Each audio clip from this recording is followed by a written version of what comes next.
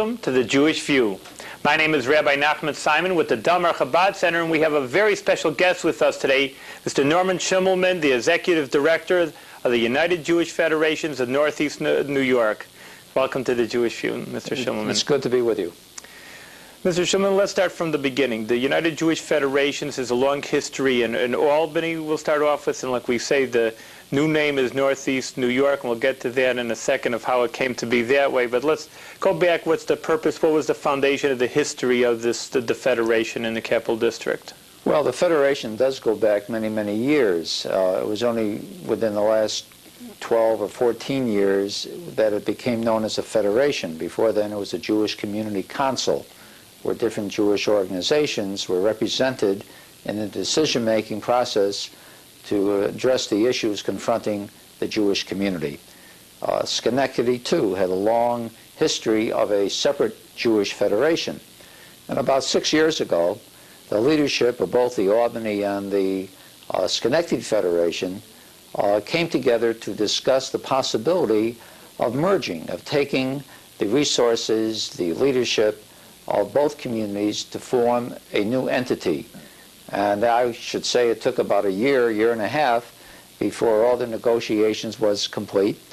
And as a result, came about the new entity called the United Jewish Federation of Northeastern New York. We are currently located in the Latham Circle Mall, halfway between Albany and Schenectady. And our board is representative of Albany, Schenectady, and since the merger 4 years ago, the Troy Jewish Community Council has also joined us, and the Jewish community of Saratoga Springs has also become part of the Federation. So we are now a Jewish community that includes Albany, Schenectady, Clifton Park, Saratoga Springs, and Troy. We approximate our Jewish population within these communities to be approaching 20,000. It's very good. And the purpose is to combine the communal activities or the charitable activities and help out the different organizations throughout the Capital District? That basically is the purpose. The Federation is perceived as the major coordinating, planning, fundraising arm of the Jewish community. We're an autonomous organization. We do affiliate with the Council of Jewish Federations located in New York City, along with approximately 200 other Jewish federations in communities of size of 5,000 or over of Jewish population. Or maybe you can tell some of the organizations that you help. Of course, it's not only in the Capital District, but many organizations in Eretz Israel, the land of Israel, that are being helped by the Federation right here in the Capital District. May you tell us some of the activities? Well, we are the representative body for the United Jewish Appeal, which is the largest single recipient of our fundraising dollars. The United Jewish Appeal, as most people understand, is the advocate for raising funds for the Jewish Agency in Israel, whose prime responsibility is for the absorption and the resettlement of new refugees and for youth aliyah programs and programs enriching and supplementing Jewish education. Approximately 48% of the allocable dollars that we raise each year goes to the United Jewish Appeal. In addition, there are other national Jewish organizations such as the National Jewish Welfare Board, the National Association of Jewish Family Services, the American Jewish Committee, the American Jewish Congress, and there's a whole host of others that we also include in our allocation to help them meet their program goals. Here in the Capital District, we provide funding for our Daughter Sisera Nursing Home, for the Albany and the Schenectady Jewish Community Centers, for the Jewish Family Service, for the Hebrew Academy, for the Maimonides School. We also provide funding to assist our Jewish community, our Jewish Students Association, that provides programs and services to the increasing number of Jewish students that are on the SUNY campus, on Union, on RPI, Russell Sage, and Skidmore. The Federation provides a courtesy subscription of the Jewish World to all contributors of the Federation of $25 or more.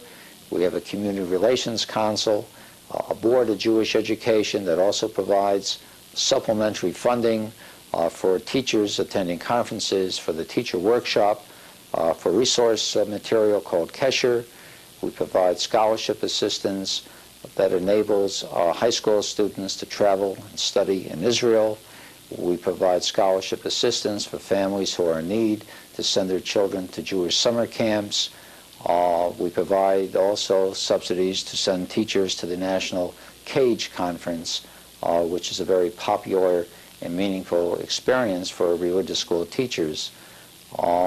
We have leadership development programs, and there are just a few of the various programs that are made possible because members of the Jewish community are able to make a contribution that helps support these very important programs. Well, you say you're very much communal way, and people, it's like almost like a grassroots organization because so many people participate. What kind of percentage of Capital District residents help out, like you say, financially and charitably into this federation? You say there's about 20,000 Jewish people there are about there. 20,000. Of course, that includes children. Yeah, sure. And we have many retired people who at this point find perhaps a little difficulty in making the kind of annual contribution that they would like to. But we receive over 5,000 individual contributions to the Federation in our annual campaign. It's a very high percentage considering, like you say, these are families and Yes. multiply it by households, so it's a very high percentage of participation. Now, when we're talking about the Federation, we're talking about the communal needs, this is something that goes across, of course, all affiliations, a matter of synagogues and whatever, and Jewish education. Is there a matter of like funneling together the different, even in education, to allot to different denominations, should we say, in Judaism? Well, we don't break it down by denominations. We provide programs that cross the entire spectrum of the Jewish community. We don't make decisions based on one's congregation affiliation.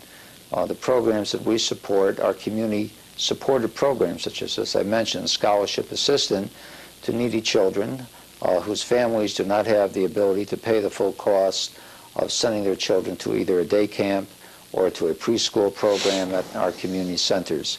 One doesn't ask which shul, which congregation they affiliate with, but they know they can turn to the Federation for that kind of an assistance.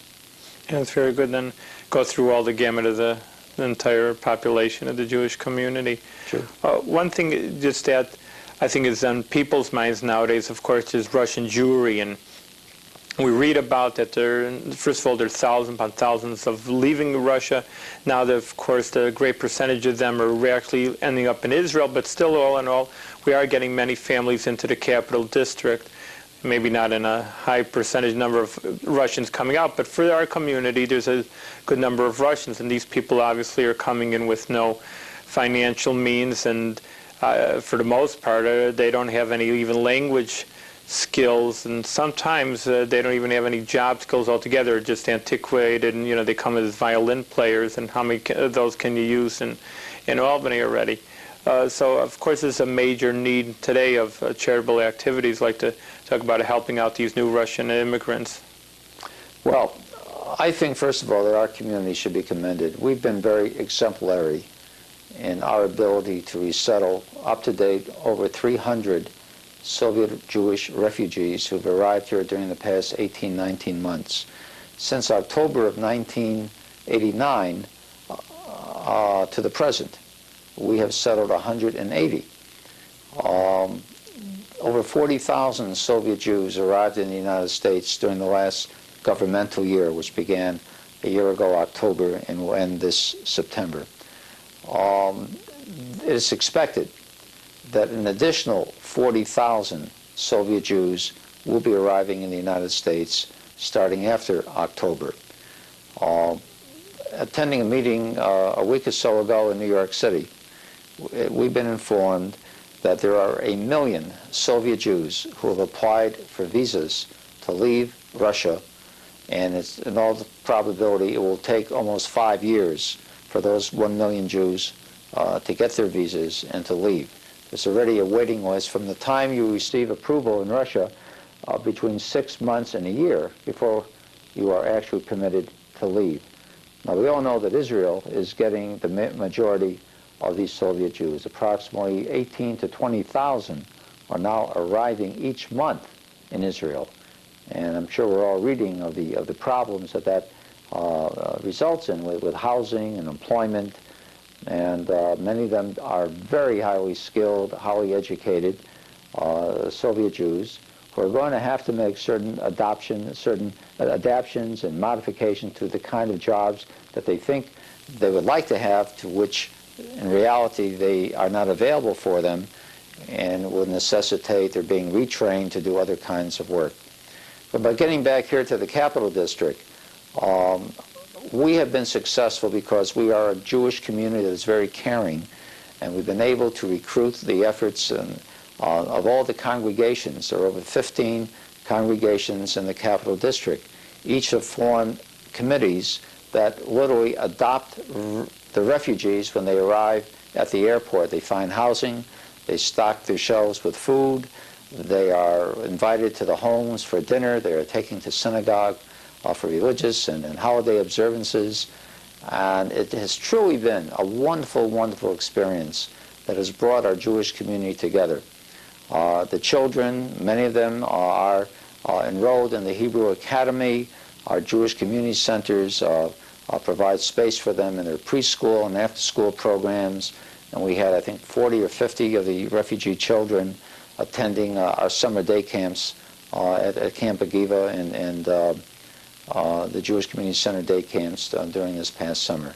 So I think we've done a very remarkable job, and we're being asked to consider taking another 156 for the coming year, because that raises some very serious concerns as to whether or not we can find adequate housing and jobs for all these Soviet Jews that have already relatives here that they want to be reunited with.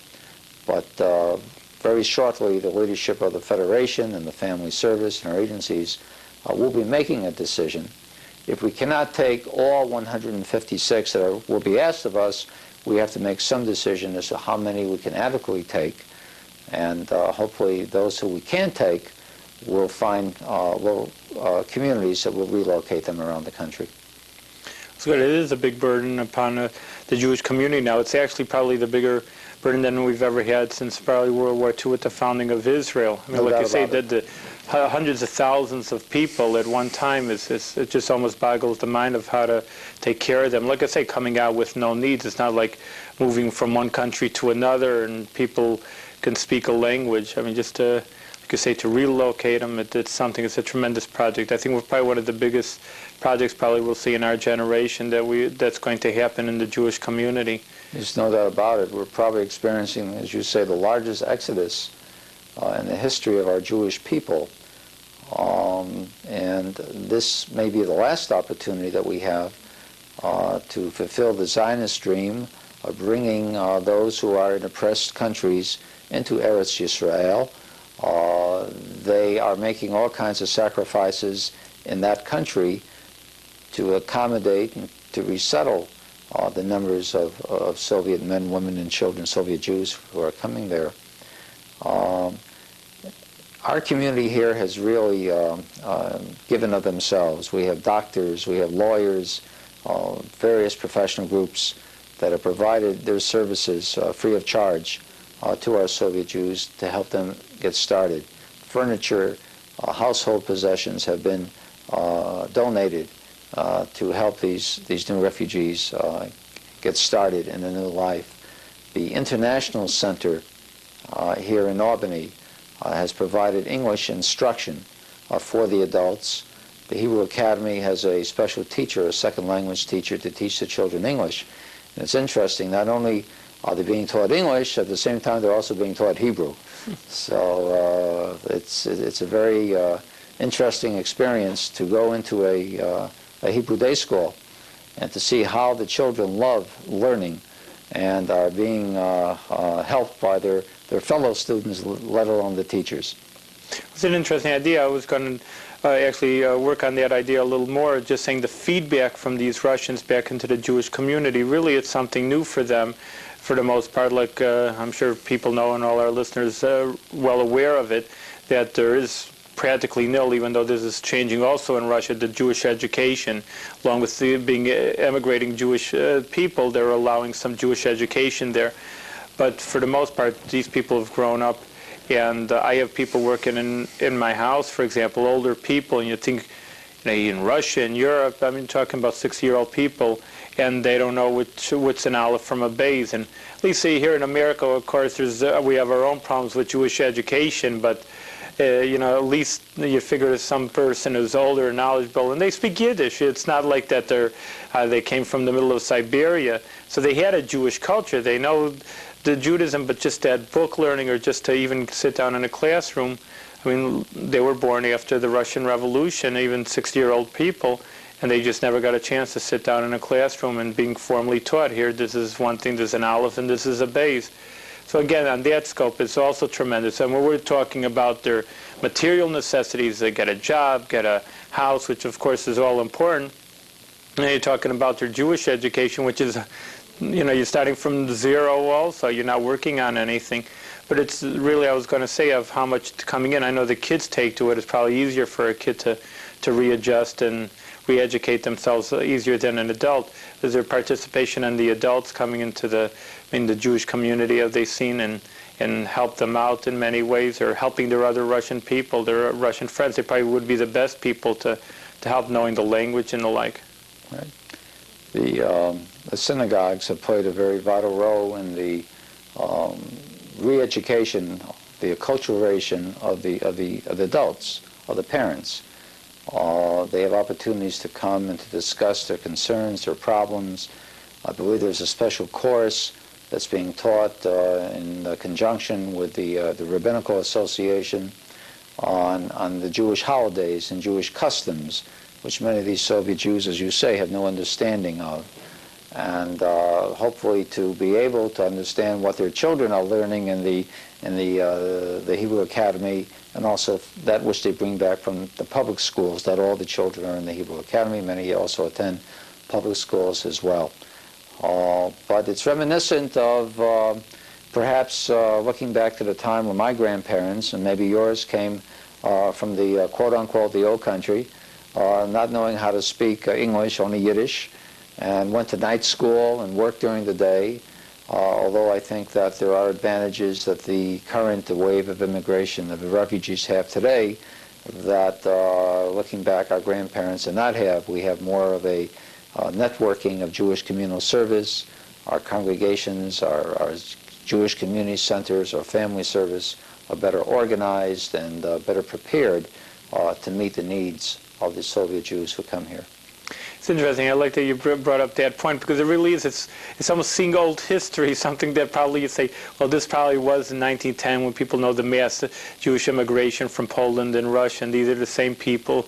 And the kind of people, they're European people, and you see more of an eagerness, maybe we say, to make it in America, eagerness to learn English, to learn about America, making a job.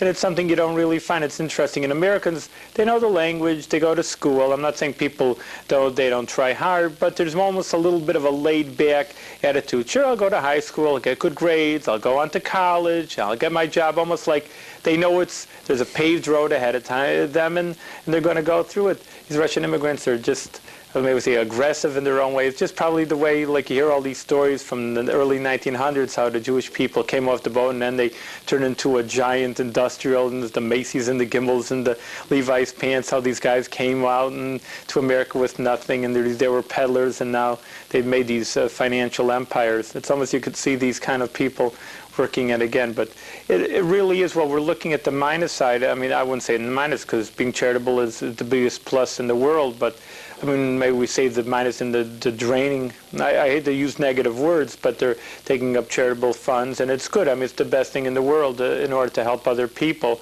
But I think there's a positive side of the coin. That's what I'm trying to say is when they come and integrate into our community, they'll be offering a lot, I think, of maybe it'll take a few years, maybe take 5 years, maybe it'll take 10 years for them to really get fully established and, say, making it in America and knowing the language, being set up in jobs, and giving back to the Jewish community a whole different dimension. It really is a number of Jewish people. We're talking 40,000 times a year, and then you take it, like you say, for 5, 6, 7 years. I mean, in the past we've had, thousands, tens of thousands, talking about 500,000 of these immigrants in America, and it's about 10%. I'm just rounding and throwing out numbers about, but it is a sizable number of Jewish people. But I think it should have a good influence in the Jewish community also, maybe a little more revitalization. People, like I say, are a little laid back in their Judaism also. Well, you're certainly correct.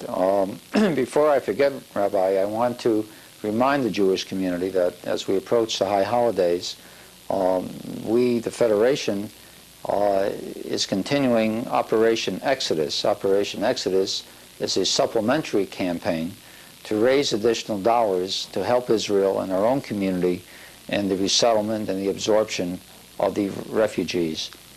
Throughout the congregations, the rabbis will be devoting one of their sermons on behalf of the Soviet Jews and in support of Operation Exodus. I believe mailings have gone out from the rabbis and the presidents of the congregation for a response to the needs. And on the last Sunday of this month, the 30th of September, we are labeling it Freedom Sunday, and we are going to launch a phone-a-thon where different congregation volunteers will be calling members of their congregation who have not yet made a contribution in support of Operation Exodus. Our goal in the Capital District is $2.3 million, of which $1.7 million goes to Israel to help in the resettlement of Soviet Jews there, and the $600,000 is what we approximate will be required to resettle Jews here over a 3-year period. So we're asking everybody to please support, and of course this is in addition to our regular annual campaign that keeps the various local agencies able to provide the programs, the services to which the community, I'm sure, is quite aware. It's interesting. Well, there's a big need out there. I mean, people have to be aware that there's a lot of charity that has to be helped with, and these Russians, besides everything else, I mean, like you say, even on the personal level, if it's important to go out and help somebody, and if a person is a member and can connect themselves up, I'm sure they'd be helpful to the Federation, and even in their own personal efforts to help out in whatever way they can, like you say, even professional services or just helping people shop right at the beginning. But yeah, it takes the funds to help these people to get started. How long does it take for a person to get established? You give them 6 months? Or? Well, it varies. I think the key factor is their ability to learn English. Usually it takes between 4 to 6 months before they can be able to converse and read, which would then qualify them to hold a job. They then, depending on what level of job that they take, based on the income, usually are able to be self-supporting, to be able to pay their rent and buy their food, and hopefully they are going to receive medical insurance to take care of illnesses that may come up. But we're looking probably over a 6-month to a year for the average Soviet Jewish family to become independent. It's a long time to help people out. I mean, you times it by, like you say, a good number of families and things like that they need these helps. The younger people are easier than the oldest people? Have you found? Well, they usually are able to grasp English as a second language a lot easier. And of course, they've got the ability to be able to have the energy to take on certain jobs that older people are unable to do so. This past year, we did settle 37 what we call unfunded Soviet Jews who were totally dependent on the Jewish community. They were ineligible for Medicaid or any other kind of public assistance. Of those 37, I believe we've now find that only 18 are still, and those 18 individuals represent perhaps 6 different family units that whose heads of household have not yet found a job. But we feel confident that before this year is over, they should be independent. That's very good. It was a problem, I know, for many people that the government, of course, helps out in their own way. Very helpful, really, to help out these funds, but they do need the support of the Jewish community, and sometimes they're totally dependent on the Jewish community. we only have a few more minutes left, I know, and there's so many things in the Jewish community going around. Of course, the most on people's minds, and the need is really urgent, is, of course, the Russian Jews, but there's so many other things that the Jewish community needs. Jewish education goes, for, like I say, remembering about our own American youth and our American people, it's maybe paradise in a material sense, but in the Jewish community isn't. Do you find that also, there's just so much of a fallout. This is the problem in so many seminars, so many, like you say, rabbis of congregation are always, crying about this idea, maybe we say that, about, maybe we say the intermarriage, or just the assimilation of the Jewish community, not caring to join up with a synagogue, not caring to marry a Jewish partner. Just Judaism is just it's something like chicken soup to them. It's an old lost memory that they're not worried about. Does that finally come out to the Jewish Federation? You feel that young people, you come over to a young professional and just say, well, I am charitable, and maybe I'll give to, I'm just saying there's a lot of good charities out there. I'm not saying that people could support, but they'll say Jewish charity just isn't my priority anymore.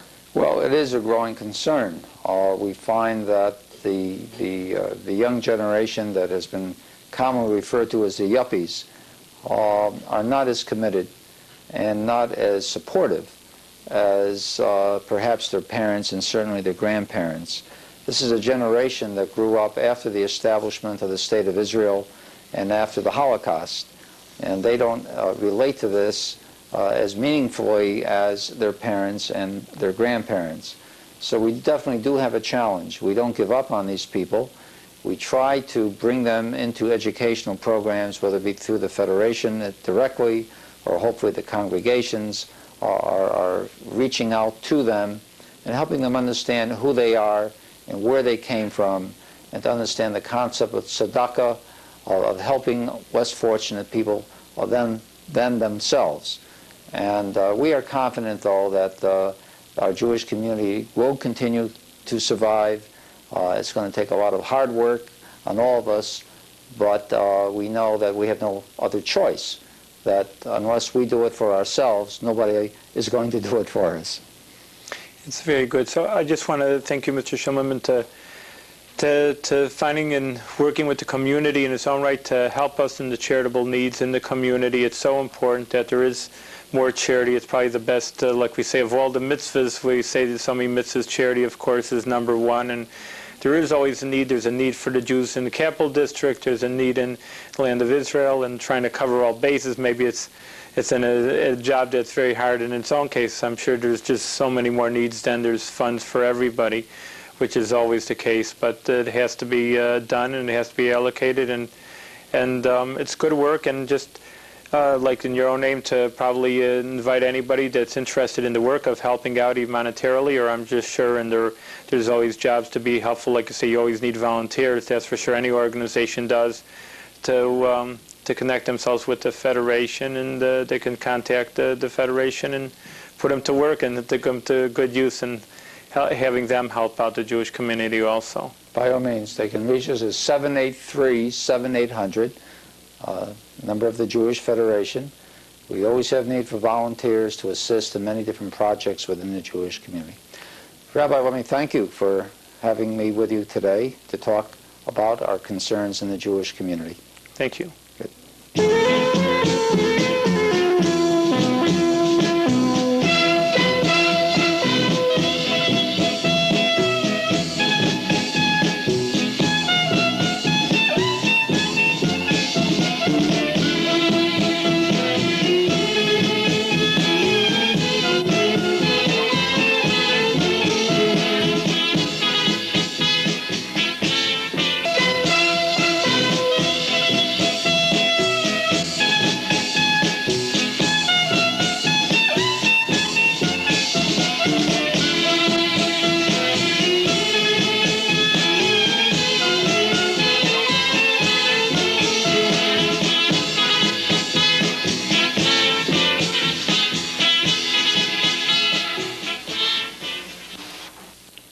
Shalom. Welcome to the Jewish View. My name is Rabbi Nachman Simon with the Delmar Chabad Center. Today we have a very special guest with us, Mr. Ben Tzion Saloff from Schenectady. How's everything, Mr. Saloff, today? Very good, thank you, and thank you very much for inviting me. Well, let me give you a little background to our viewers that we can call you Ben Tzion. It'll be a little more informal. Ben Tzion was in manufacturing, very successful businessman, and presently has given up the manufacturing and is now studying Torah full-time, and actually is giving some courses now at the Schenectady Jewish Community Center. Many other places are asking for his services. Very interesting person, coming from a background, coming into Torah, a little bit unique. Fortunately, you're not the most unique. There's thousands of people around the world doing this, taking from a fairly, let's say, secular background into a, obviously, more religious and Torah lifestyle. And of course, we'd like to talk to you about, first of all, what motivated you to do this and made such a drastic change in your lifestyle. Well, a lot of people have this idyllic sense of what happens when somebody sees the light or gets religion, but for me, it wasn't anything really like that. It was a slow building up process for me. I had always been interested. My background is maybe conservadox. I think you were the one who originally said that term to me. Kind of a conservative background. My grandparents were Orthodox, so I knew a little bit about it. But I had gotten further and further away, but had always been interested in the intellectual aspects of the Talmud and the extraordinary depth of some of the Torah literature. But I'd been on the fringes. And no one thing happened to really start things rolling, but I think a couple of things happened along the way to give me a little push. One of which was a visit I'd made to a friend, a mutual friend down in Florida, Rabbi Berswankin, who got me interested in some very interesting texts that he had there, and then which I started studying a bit. Then not too long after that, my father got involved in an accident and he died. And it's at times like those, especially during the Shiva period, where you have time to reflect on things. And I had found myself, as so many of us do, not knowing exactly where I was heading. So, where am I going? I know I'm going somewhere, or I'm doing something along the way, but what's the whole story? So I was continuing to seek more and more so the answer. Then our business had been sold. We had sold it out, but I had stayed on for a few years to run the manufacturing aspects of it. And then it was time to move on for many reasons, which I don't have to go into. But I had to decide, what was I going to do at that point? Am I going to get another job? Am I going to start another business? What am I going to do? And I decided that I needed to take some time off and go into and delve into some of the what I consider the important aspects of life, the most important aspects of life. All aspects of life have to be a balance. Just like the great philosopher Maimonides, the Rambam, said, you should seek for the golden mean in all midos, or in all what's the characters, attributes. Attributes. And I use this as kind of an overview for everything I do. But in general, you always have to balance off your Torah study with your occupation, with your with everything. It's all intertwined, and it all has to be balanced off to have a complete person. So it was time to now bring the balance in by taking a couple of years off and doing some Torah study. I'm studying towards smicha, which is rabbinic ordination. And I'm also writing now, which I guess the writing brought me to kind of a public attention, which prompted this invitation from you. I'm writing on the experience of tshuva. What's tshuva? It's a very broadly, widely used term, and I think that people sometimes get lost in it. And I think that it loses some of its profound meaning in a diversely disseminated popularization. That's pretty good. I like the way that came out. Anyway, the word itself is an interesting word. It has two stages. Okay, Teshuvah, most people translate, and most dictionaries translate it as repentance. Okay, or that's certainly one of the meanings, and that's half the story. Okay, that's the first half. Repentance is realizing that you made a mistake, realizing that you're biting the hand that feeds you, that you're going against. Look, God provides you with everything. This is my feeling. This is everything comes from Him. He provides you with everything. So He just gives you a guidebook with which to live your life. He says, here, I'm going to give you these things, and this is what I'd like you to do in return. So you do it. If you don't do it, for whatever reason, you have to say, look, I'm sorry. I'm really sorry. I didn't do what you wanted me to do, but I'm going to go back and do it again. I'm going to try. I'm really, really sorry. Believe me, I wish it had never happened. This is the first part. Okay, that's the repentance part. You repent for what you've done. You come to God and you say, God, I'm sorry. I don't know what came over me. For whatever reason, I did the wrong thing. The second part, now that part should be brief, because if you leave yourself there, where have you left yourself? You've left yourself in a pit of despair. I mean, you're crying all day long. It doesn't work out. Because our sages tell us we have to serve God in joy. Okay? So you're not going to serve God in joy that way. Let's go on to the next step. That step should be brief, the first step. Let's go on to the next step. The next step is, let's look at the etymology of the word. The word teshuvah. Teshuvah actually, literally translated, means either a return or a response. Okay. Both of those have to do with the second step. Once we have done a repentance, once we have expressed our sorrow to God, it's now time that God is going to respond to that and draw us in closer. He's going to open up a channel of energy so powerful, so strong, and that by some sort of mutual act, we're going to be drawn closer to God.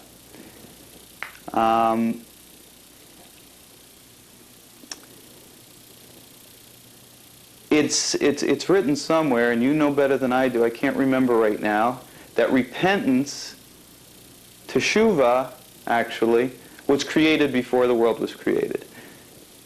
I'm only saying this to impress upon people the power of this. It was the potential for return was created before we were even created. So that's the basic, that's our definition. Okay. Once we have the definition, now let's move on to the process, to the system, because we can understand this conceptually, but on a day-to-day basis, it's a nice ideal, but how do we, that's like we were talking about before, but you know where you want to go, but you don't know which roads to take. We were talking before we started filming. You can be very uncomfortable if you know you want to wind up in Oshkosh, Louisiana, or wherever, Wisconsin? Wherever it is. Okay, if you want to wind up in Oshkosh, but you don't know which interstates to take, and there's nobody around to ask. Okay. So now it's time to find those roads. Let's look for the map. There's the whole process of teshuvah is fraught with difficulties. Before I go on to the actual process, I'm going to use a picture. Let's use a picture, a verbal picture, and compare teshuvah to the process of birth. Okay. That way we can realize how difficult the process is, but how great the rewards are.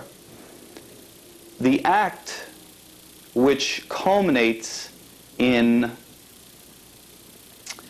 conception is an ecstatic act. It is an extreme positive act. Now, so too usually is the first shot of inspiration that the Baal Tshuva has.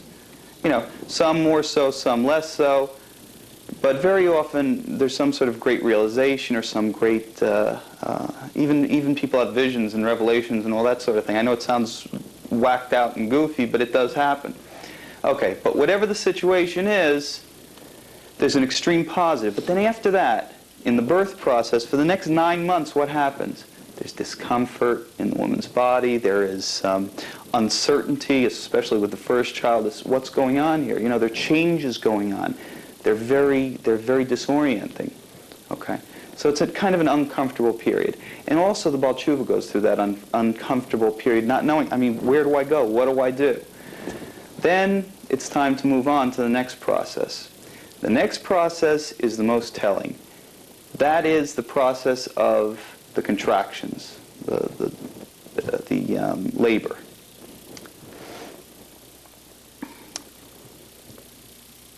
I went through each time the labor, with my wife. I didn't feel it, but I saw it, and it's an extraordinary process. I read up about the physiology of it, and there is a direct parallel between what happens there and what happens in a Baal Tshuva's life. First, there's a tension that starts, and very difficult. Okay, so too, all of a sudden, some very negative thing will happen in the life of a Baal Tshuva. Whatever it is, sometimes they can't even define it. I know it happened to me, and it's happened to many people I've spoken to. They will either go into a depression, undefined, they're unable to find the source for it, or they'll go into some sort of fit of anger or some sort of hysterical whatever, mishigas, or sometimes, they'll be having a lot of difficulties with the mate, both of them together, because and they're not even sure why. Okay. Then, all of a sudden, suddenly, like one night it'll be bad, and then the next morning, it breaks. And then there's peace. And then, after each of these little contractions, the Baal Tshuva finds himself in something has been revealed to him or her. Something is much better. They're not sure something is much better. Sometimes they know exactly what it is. But always after each of these contractions or negative experiences, they find themselves in a more appropriate position in their lives. Just as the baby becomes into a more goes into a more appropriate position after each contraction to be born, closer into the birth canal. So that's a little bit of the process. I know we have spoken before about how sometimes a husband will be interested in tshuva and the wife isn't, or vice versa. It can be a very difficult thing because Baal tshuvas are characterized by extremeness in the beginning. After a while that wears off, but they are characterized sometimes by extremeness. So it's like this comedian who was at this hotel I went to in the Catskills for Rosh Hashanah. He was saying, the way we used to see, I'm not about tshuva anymore. Now I'm modern Orthodox. I've graduated. I've got it. So he was saying, now to my friends who are still about tshuvas, the way I play a trick on them, I walk down the street, and if I see them walking out of the restaurant, I say, didn't you know today is a fast day? And of course the friend gets all nervous, etc. That's the joke that, they'll go off on, they'll be very extreme. And if a person is the mate of somebody who's just getting this going on the way of coming closer to God, they have to understand that there's going to be some extremism at first. And it's hard. It's very difficult to deal with in the beginning. Thank God my wife, most of my inspiration for my writing actually comes from my wife. She's great. And though our process of growth has gone, she may be here, I may be here, vice versa. If you have a solid relationship in general, you can work out the details, in teshuva. So that's not, don't worry about there's that. 2 points I just would like to reemphasize. Really, you said it yourself, but just for our audience, is of course I'm dealing with people, and it's to help them to do tshuva. But on the other hand, I think it's better for you to say, because like you say, you can talk about someone's experience, or reliving an experience is obviously firsthand even better. So it's good that people see that it's really happening, not someone's talking down, oh yes, you should, but there's real life people really experiencing tshuva feeling. But 2 points in your experience I think is very important to underline. One is that you take it as a step by step that you found that is real to you. Like you say, there are fluctuations, and that's going to be in anybody's life. But still, you're on solid ground. If you're on solid ground, you can, like the Rebbe once gave an example. He says the idea of going up the stairs is like growing in Judaism. Because to go up the stairs, 1 foot has to leave the ground. He says, so you're in a really state of flux, really, when you're going up the stairs, because you don't notice, because you're just keeping on moving. But really, for that split second, you're just tottering up in the air with 1 foot on the ground. So there is a flux, but if you're not going up 3 steps at a time, which then you would fall on your face, carrying the Rebbe's example a little further, which he didn't say, but you go up 3, 4 steps, maybe sometimes you could make the running jump, other times you fall flat on your nose, and you fall down and you get nowhere. So I think just people being true to themselves is such an important idea, and that knowing that there is flux, but know where you're holding, and maybe you go down half a step, but you don't go down 10 steps and go down to square one. That's 100% so true to my experience, because my teacher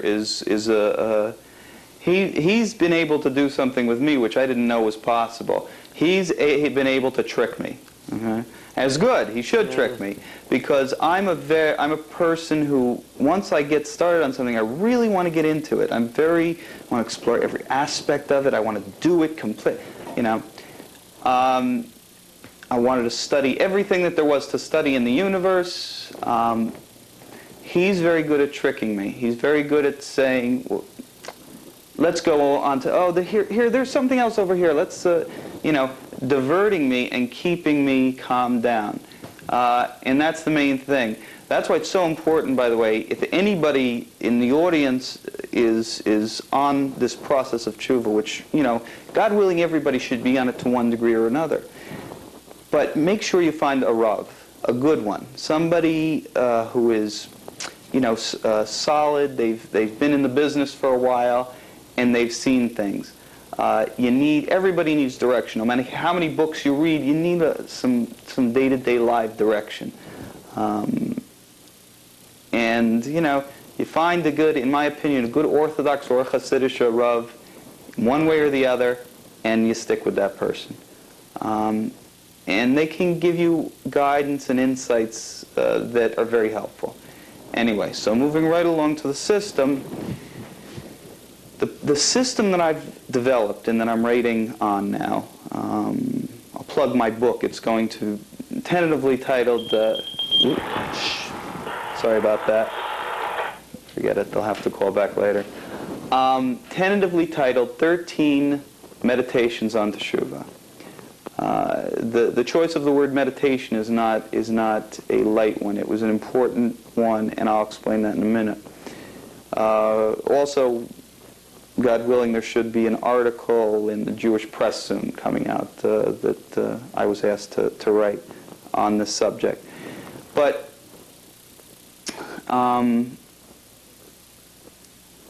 first of all, let me go to what I said I was going to do, and that is meditation. Why is that important? Well, what many people don't realize is our prophets and our great sages, they were the original meditators. I mean, these people there were secret manuscripts written about it that have been found.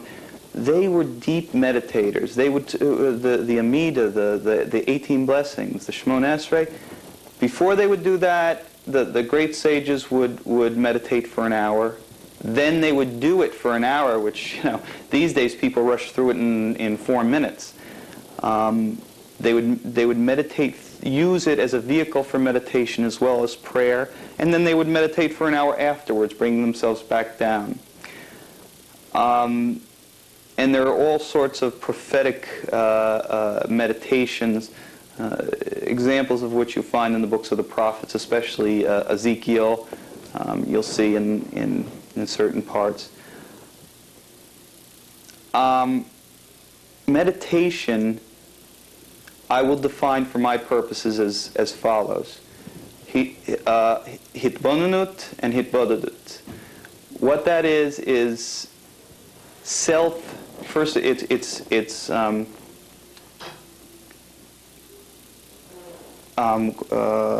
quieting yourself down and then reviewing. I'll keep it in rough terms. Isolating yourself and then meditating on something, reviewing or looking over something, examining something. What we must do is we must be able to see, number one, where have we been? Number two, where are we? Number three, where are we going? Simple. It's always good on any trip to do that, but especially a trip where you're hopefully heading towards Gan Eden. You want to really know if you're following the right pathways.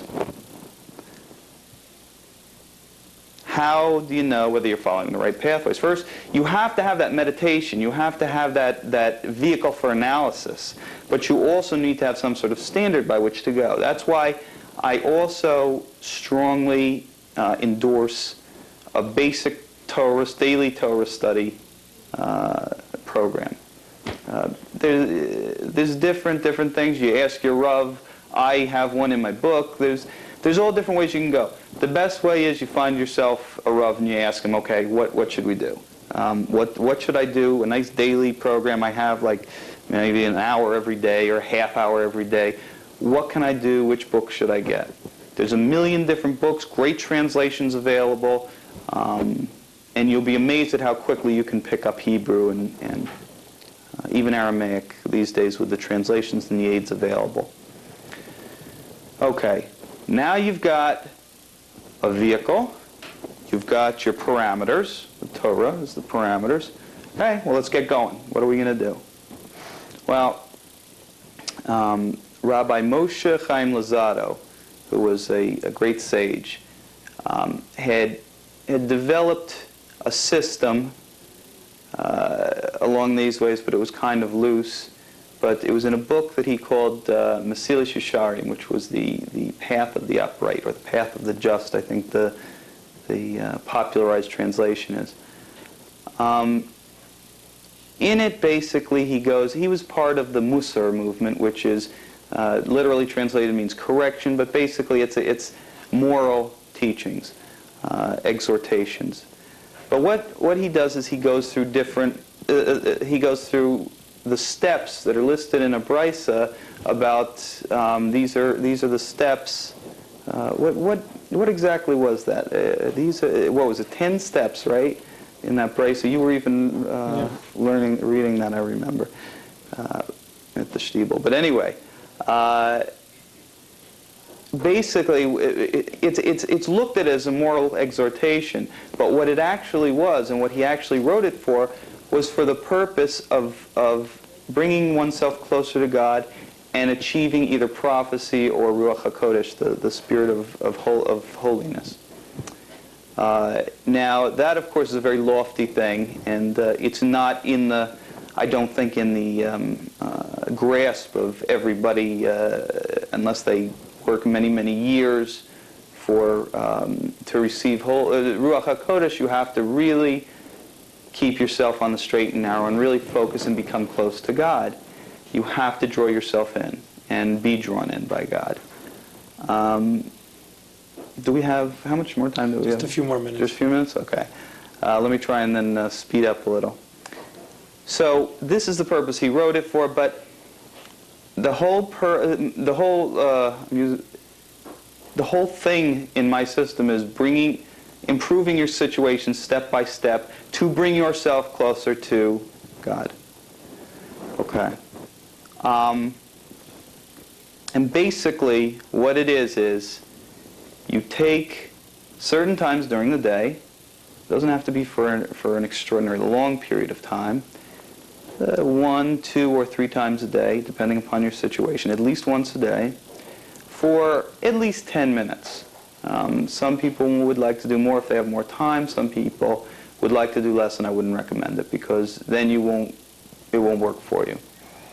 Then you do some sort of relaxation exercise. There are different types, deep breathing and that sort of thing. And then what you do is you create an environment in your imagination with which you can review things on. A screen or whatever the case is. I go into more detail in the book, and maybe when it gets a little further in development, we'll have another show. But at that point, you also have an advisor. You have developed an advisor who is from one of the great sages from the past. And then you review different things that you've done throughout the day, and you say, is this on the side of holiness, or is this on the other side? Is this a good thing to do, or is this a bad thing to do? And if it's a good thing, is it really good? I mean, is this really the way I want to show myself to my Creator?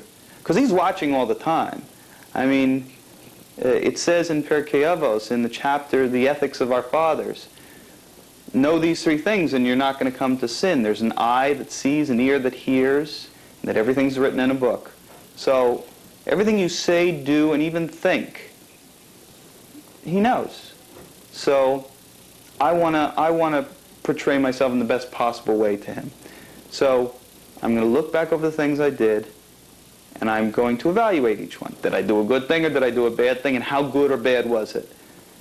And then what am I going to do now? I take that picture, I flip it around, and I say, okay, the next time I do that thing, I'm going to flip it over, this is how I'm going to do it. And I visualize it being done in the appropriate way.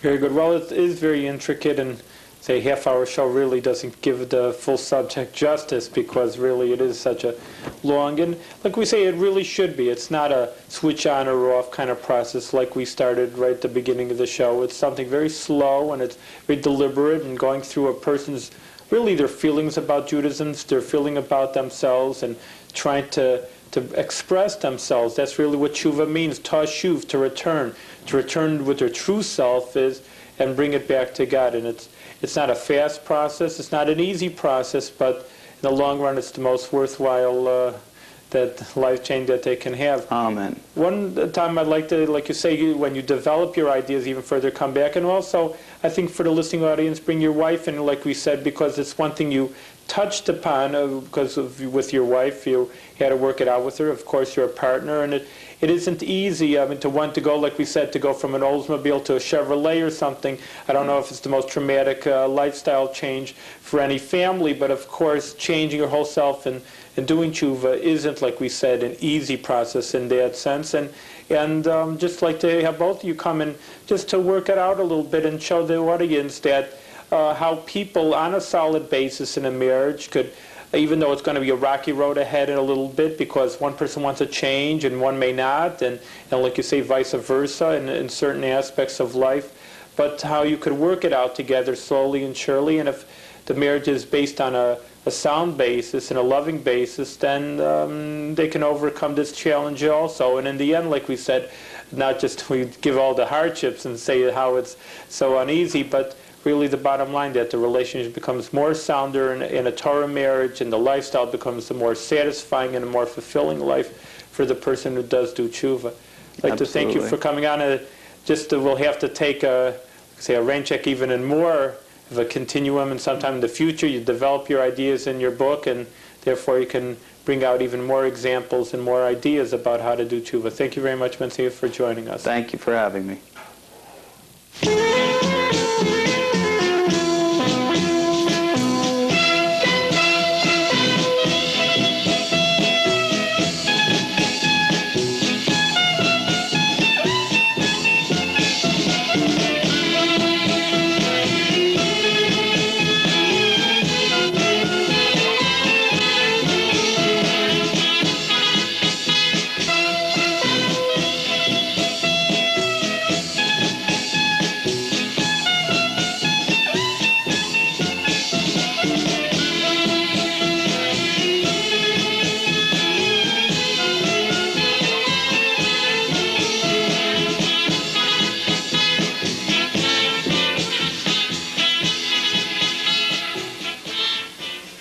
Shalom. Welcome to the Jewish View. My name is Rabbi Nachman Simon with the Delmar Chabad Center, and today we're going to be talking about the Ark. I mean, people are familiar with the Ark probably from the famous movie Raiders of the Lost Ark. It's one of the most popular movies in America. And if you have seen it, then you'll know already what the story is, that these people want to search for the Ark of the Covenant, this famous Ark that from the biblical times that had so much power to eradicate its enemies. And if you haven't seen it, well, then maybe you've learned in the Bible that there was this holy Ark of the Jewish people, and it did have the power to do these famous feats as destroying the enemies. And as the tradition and legend has come down to us, that it was hidden before the temple, where its main place in Jerusalem was destroyed. It was hidden underneath the ground. Well, the story, of course, is that they're looking for the hidden Ark, but obviously it's only a story, and no one has found the lost Ark of the Covenant. But in the meantime, we'd like to talk a little bit more of the realistic issue. There was a real Ark of the Covenant. It really was hidden. And let's talk a little about what the situation truly was. In one of director Steven Spielberg's most famous movies, Raiders of the Lost Ark, the attention of millions of viewers was focused on a very unusual story about a search for the Holy Ark. According to the movie, the Ark was hidden somewhere in Egypt, where it was eventually found by Professor Indiana Jones and brought to the United States. According to tradition, the Ark of the Covenant contained the tablets on which the Ten Commandments were inscribed.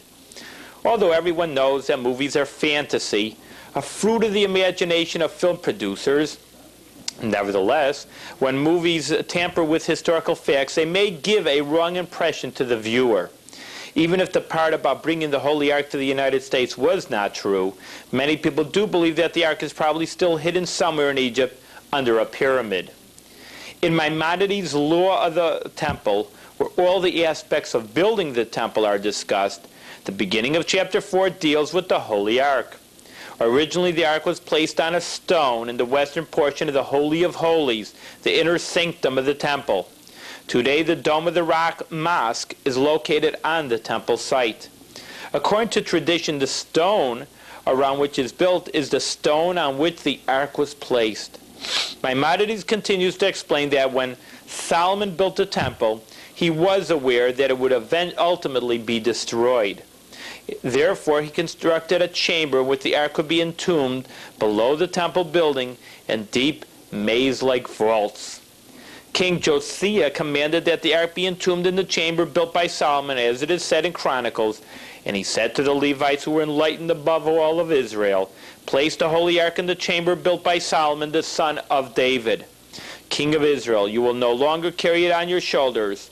Now serve the Lord your God." The Ark was not found in the second temple. The commentaries explain that the Ark is a fundamental element of the temple, and the temple building cannot be completed without it.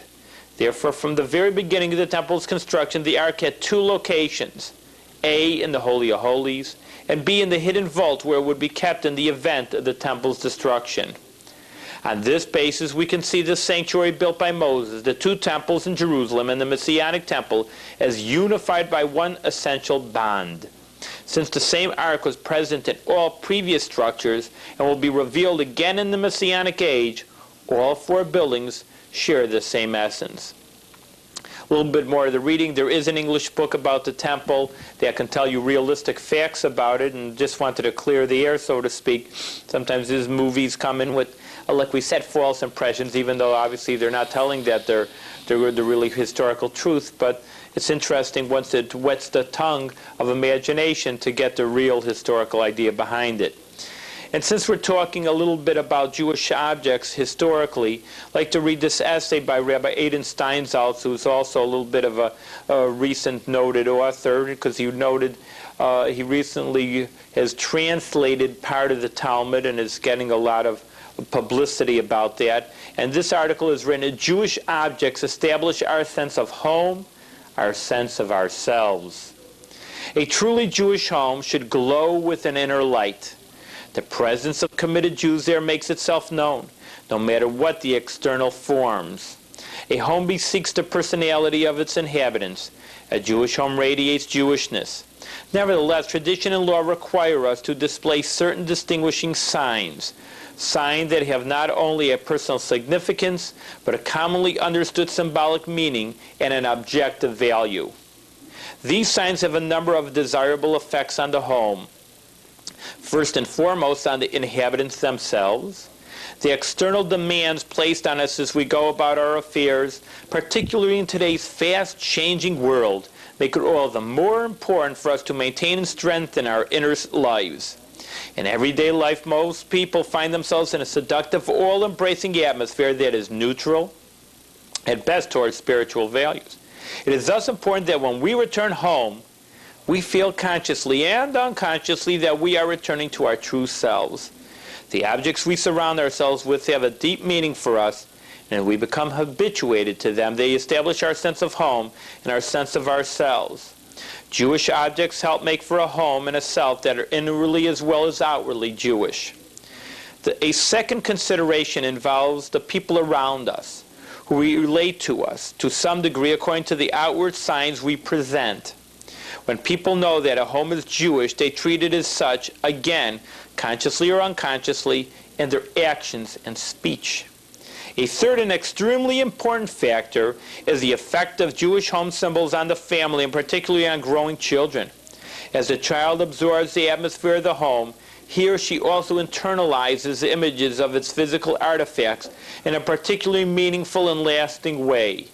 Thus, in later memories of childhood, such symbols often play an especially important role, and they can be decisive in the formation of identity. A home that is filled with Jewish symbolism helps instill Jewish consciousness in a way that one of neutral appearance cannot. The primary mitzvah commandment concerning the home, a mitzvah enjoined in the Torah itself, is that of the mezuzah, the trademark of a Jewish house.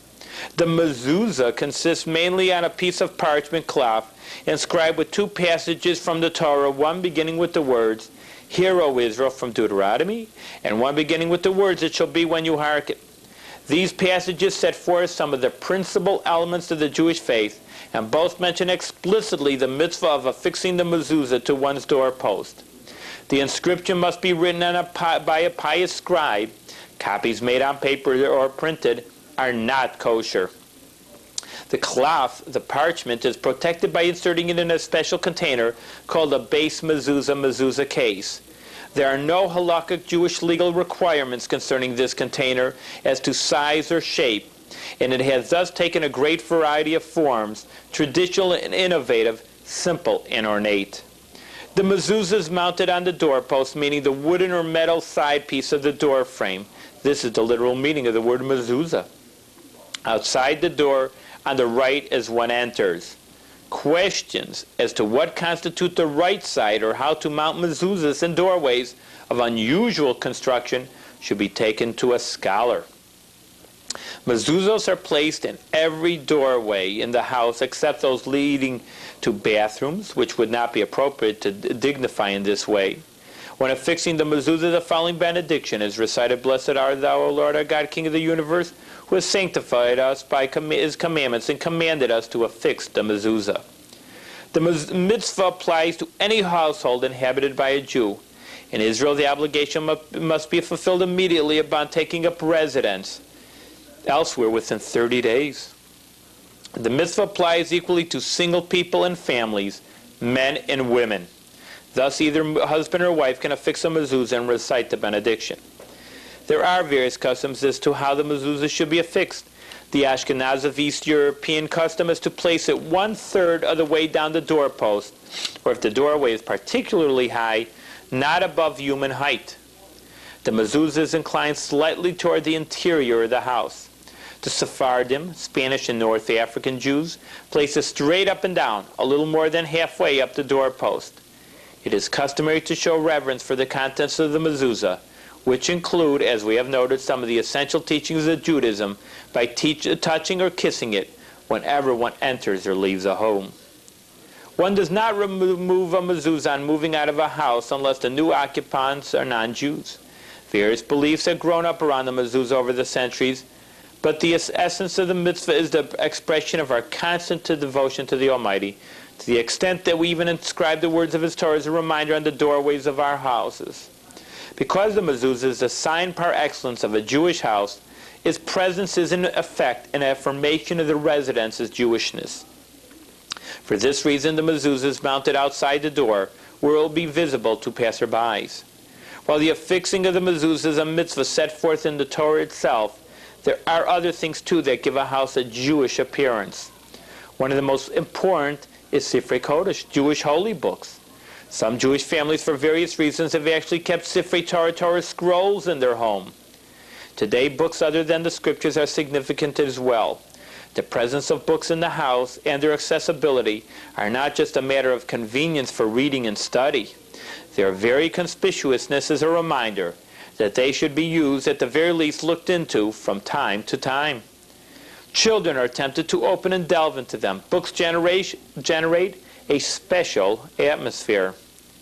Another custom that lends a Jewish look to a house is keeping a tzedakah charity box on hand. Of course, one cannot discharge this obligation to give tzedakah in this way alone, but the tzedakah box, be it a personal one or which one gives to the poor, or a box belonging to a social or religious educational institution, is part of one's ongoing self-education and the education of one's children. It is a constant reminder of a Jew's obligation to society, of the fact that religious life is not confined to ritual alone, but entails responsibility to others. An ancient practice deeply grounded in halacha, Jewish law, and Kabbalah mysticism enjoins putting money into the tzedakah box before praying. Women do so before lighting candles, and just as some people make it a practice to declare before performing a mitzvah that they are doing it in the name of all Israel, it seems fitting to give tzedakah charity, thereby committing oneself to the needs of others before performing other mitzvahs. There are other visible signs of a Jewish home whose primary purposes are not symbolic, but are functional outgrowths of the Jewish way of life. One is the separation of utensils used for meat and dairy food. The observance of kashrut, Jewish dietary laws, tends to give the kitchen a recognizable Jewish character, which again conveys a message to all who see it. The Jewish quality of a home should not be instilled by adhering to a stereotype or standardized image of the Jewish home. There is absolutely no need for the individual personality and aesthetic taste of the inhabitants to be swallowed up by copying any model. Nevertheless, the absence of certain items, and even more so the emphasis on conspicuous Jewish elements, serves to create an atmosphere that affects the whole personality of the inhabitant. The picture of a great person or a holy place are not only emblems one is identified with, but they also focus attention on certain memories and relationships. The parts of the house set aside for Shabbos meals or for Torah studies become endowed with their own special significance. The entirety of such an approach turns an apartment into a home, and turns the home into something of a spiritual and educational center. So, of course, I hope you have a little bit of an insight that we were talking about the Jewish home, which, of course, is so much different than just a regular home, because we're talking about different things that will identify it as a Jewish home: the mezuzah, the charity box, the Torah books. And, of course, this will impress the children most of all. Everybody's worried about the idea of the education role of Jewish children, the identity of the Jewish children. Well, the best identity is having these Jewish symbols in a Jewish home. Now, here's an interesting article. Hopefully interesting. You'd like it very much. The mezuzah is your Jewish credit card. A Jew and a Greek were arguing as to which one of their respective nations was most responsible for the earliest inventions that formed the basis of present-day technology. The Greeks claim it was for the Greeks, and proceeded to prove this point by relating an incident that happened to his great-grandfather, who was driving his horse and wagon, and when one of the wheels came loose, and he was stuck in the middle of nowhere. So he went looking for something with which to tie the wheel to the wagon. He searched and searched until he found just what he needed: a piece of wire sticking out from the earth. This proves, concluded the Greek with pride, that my people already then had communications by wire. The Jew, undaunted by this proof, related that, strange as it may seem, his great-grandfather had a similar incident with a loose wheel, and he too went searching. He searched and searched, but did not find any wire, which the Jew declared triumphantly proves that already that we had wireless. But about one original invention there can be no doubt, that we are the absolute pioneers to the exclusion of all other nations, and that is the Jewish credit card, which is honored for food, lodging, and a real home away from home atmosphere, and is accepted in many more places in the world than any other credit card. And what is more, the price is always right. The Jewish credit card is the mezuzah on every Jewish doorpost throughout the world. This credit card is not issued by any bank or government. It is a product of the Torah, which our sages say begins with chesed, kindness, and ends with chesed, both of which God himself carries out first in making garments for Adam and Eve, and the final kindness of attending to the burial of Moses. One becomes especially aware of this indirect but effective role of the mezuzah when one is en route in strange territory without a familiar face or language. At such a time, what could be more heartwarming than the sudden sight of the mezuzah, which at the very least signifies that you are no longer lost, that you are among friends. No one else has such a credit card. It cannot be acquired for money. It is priceless.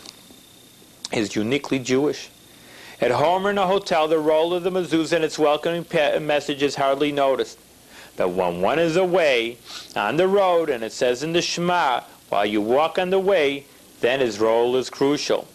Not too many years ago, there were many Jewish Orchim wayfarers of varying circumstances, including beggars, who went from town to town without money, but knew that the mezuzah on the door, with rare exceptions, meant that there would be something to eat and a place to rest one's head.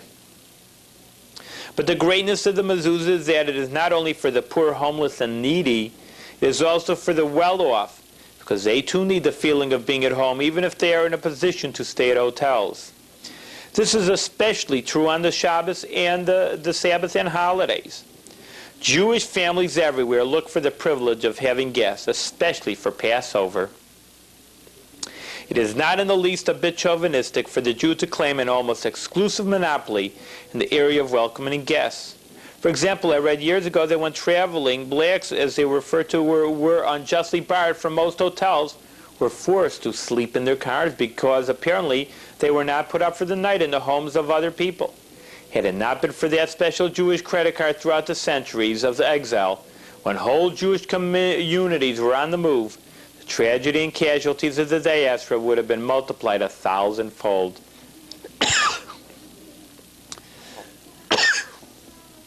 Of course, one of the great national welcome mats in history was and is the country of Israel, which guarantees every Jew a new life under the law of return. In order to further appreciate the unique Jewish quality of this national chesed, just look over the fence and see the mud and squalor in which the so-called Arab refugees have been languishing for nearly 40 years, barred from nearby oil-rich Arab lands. The purpose of the above tribute is not self-praise, but rather a self-examination to see whether the communal mezuzah has replaced a personal one of our homes. The grand mitzvah of Achnasas Orchim, inviting guests, is in danger of being partly replaced by hotels rising in Jewish residential areas. The guests may be more comfortable, but what about the invaluable chinuch education children and grandchildren receive by meeting strangers and be called upon to double up or yield other comforts to accommodate guests? The true Hiddur mitzvah and enhancement of the beauty of religious articles of the mezuzah is not accomplished by the costly case in which it is placed. The true Hiddur, beautiful mitzvah, is to make sure that the mezuzah continues to retain one of its erstwhile roles, and that it is a message of welcome to the stranger. Our parents' and grandparents' homes were far less spacious than ours, but there was always a vacancy sign displayed via the mezuzah. I think that's important today. We have so many modern conveniences, and maybe we're so well off we can just hop into a motel or a hotel wherever we may be. But on the other hand, because of because of the lifestyle we lead, we really have to go overboard in one hand and just show that we are so well Jewishly minded and educated. And again, you see that the point of these things, of course, they're intrinsic in its own right, but as much as that they're an education for the children. Maybe you know or you feel one thing, but it has to be passed on to children. And that's why it's important for us to understand that we have to show these symbols and show these outside expressions and identify with these different parts of Judaism. Now we have a little bit of a book review for the end of the show, and this book is actually summarizes many great thinkers. It's called The Great Torah Commentaries by Rabbi Avraham Yaakov Finkel. It's an excellent book, and we're going to take upon ourselves to read only about one great personality, an excerpt from this book. Only by actually tasting the words of our sages, by biting into them, can we gain an insight into the profound wisdom and beauty of the Torah, writes Avraham Finkel in the introduction to his book, The Great Torah Commentaries. A unique and monumental compendium, the Great Torah Commentators provide rich insight into the Torah process and into the individuals who have performed the vital task of interpreting and explaining Jewish thought and wisdom. The selections in this book are intended to serve as tidbits to arouse the reader's appetite to study the masters from where their sources, writes Finkel. Who are these masters? When, where, and what did they teach? These questions and many others are answered in more than 100 biographies of the greatest Torah sages and representative selections of their work. The Great Torah Commentators groups the sages into 7 areas of expertise. 1, the Torah. 2, the Mishnah and Talmud and Medrash. 3, the Halacha. 4, the Musar and Ethics. 5, Hasidism. 6, philosophy. And 7, Kabbalah. Giants among them, Rashi, the Vilner Gaon, the Chafetz Chaim Moshe Feinstein, Moshe Chaim Luzzatto, the Baal Shem Tov, the Ari, and the Maharal of Prague come to life through Finkel's masterful selection and translation of their writings. Included with the biographies and samples of these great sages' works are their portraits or photographs and facsimiles of pages of their commentaries. When an authentic sage comments on the Torah, his words are also considered in a real sense Torah by the student of tradition. And every subject, from the most earthly to the most ethereal, is worthy of inquiry. Nowhere in this best exemplified than in this book, The Great Torah Commentaries. The following biography and text excerpt are from the Great Torah Commentaries. Rabbi Yehuda Halevi, born Toledo, Spain, around 1080, died in the land of Israel around 1145, philosopher and poet.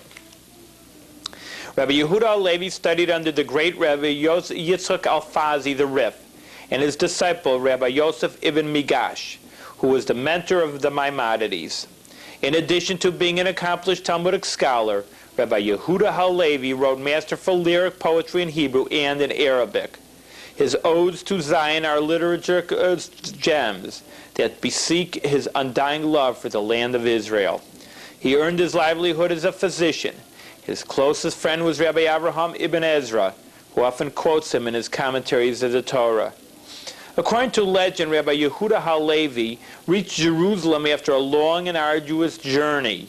Overcome by emotion at seeing the sacred place of his longings, he fell to the ground only to be brutally trampled to death by an Arab horseman. Rabbi Halevi's greatest achievement is the Kuzari, a work of philosophy written in 1140 in Arabic and translated into Hebrew by Rabbi Yehuda ibn Tibbon. The framework of the book is in the conversion to Judaism of the pagan king of the Khazars, a Central Asian empire. Searching for the true religion, the king questions a Christian scholar, a Muslim scholar, and a Jewish scholar.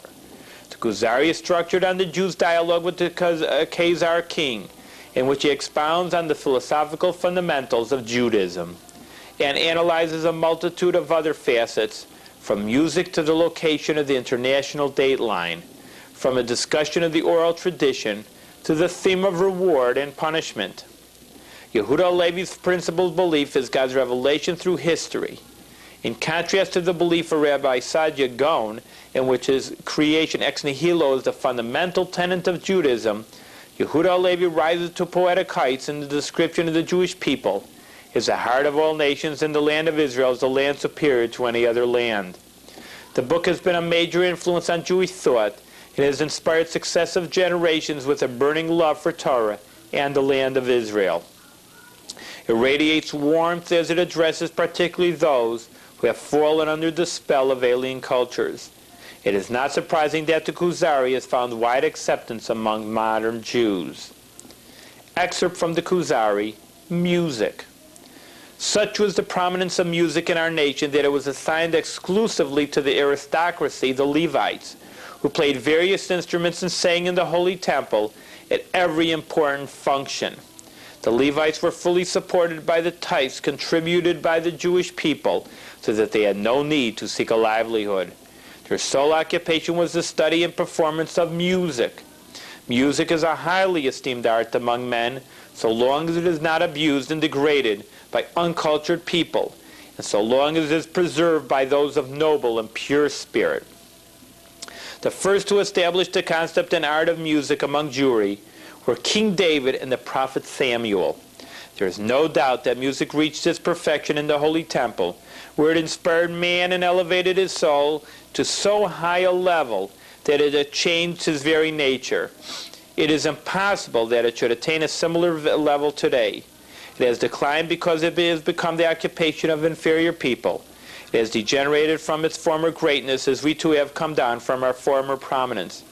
Well, he was writing this about 800 years ago, so we can imagine what the situation was then, and can a little bit extrapolate on what the situation is today. But it's very interesting, and I think this is an important book to have, because there's so much to learn in Judaism. There's so much, and we try to give just a little bit of a taste on this show about the depth and width of what's happening in Judaism and Jewish scholarship of sometimes in the past. But there's really it's so deep, really, that this book, I think it'll be a very interesting book that summarizes Jewish thought in just a few hundred pages. And I think that's an important point that we try to get through this show, bringing different viewpoints in Jewish life, which is really so fragmented and so deep that it's really, we can only touch upon it. But I just also want to bring in, and we'll have to bring this in a future show, this idea of music, the central role of art and music in Judaism. Many people think that in Judaism, art and music is stifled. But in essence, it's very much untrue. That Jewish art and music are very much an intrinsical part of Judaism. It should be expressed well, and we'll have to actually show, and we've shown in the past, that Jewish art and music can be complementary to Judaism. I hope you appreciated the show. Thank you very much.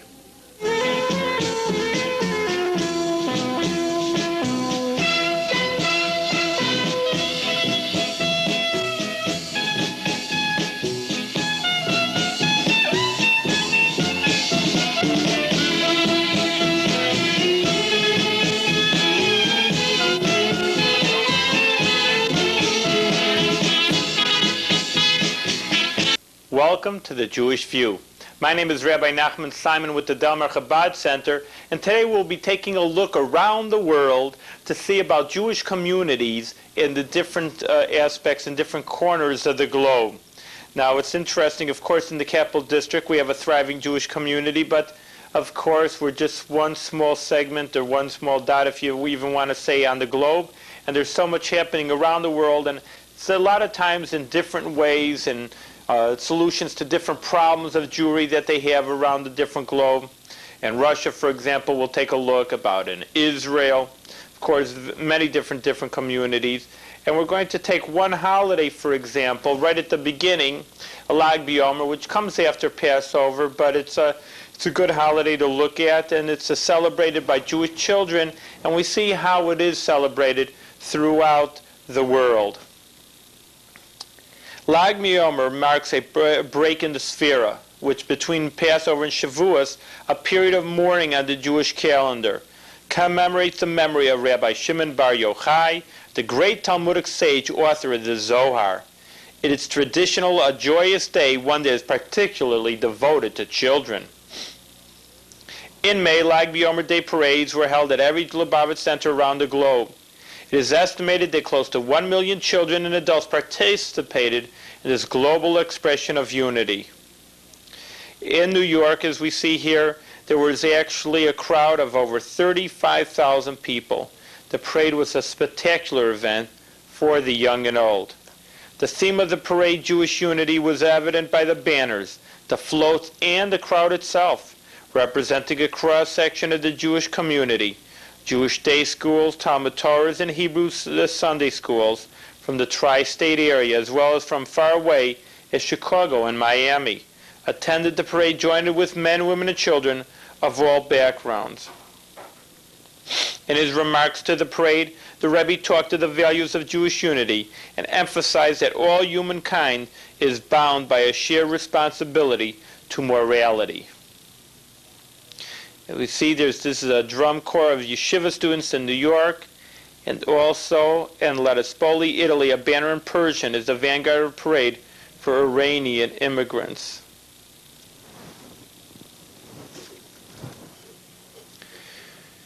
The Rebbe's talk, which opened the parade, was transmitted live via satellite to cable stations and Lubavitch centers around the world, many of them rebroadcasting the talk at their respective parades.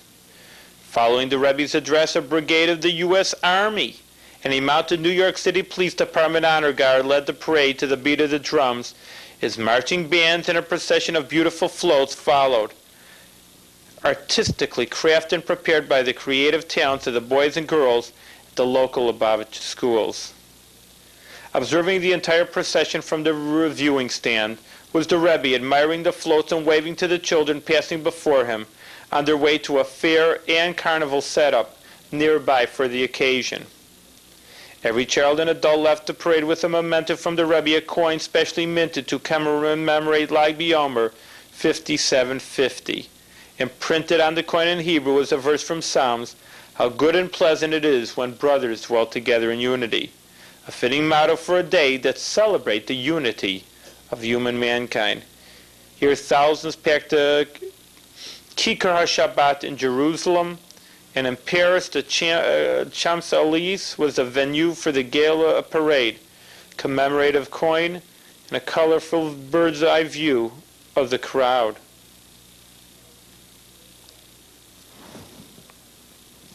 And here's a group of newly arrived immigrants enjoying the beauty of the day. And in Casablanca, a horse-driven float held up the parade.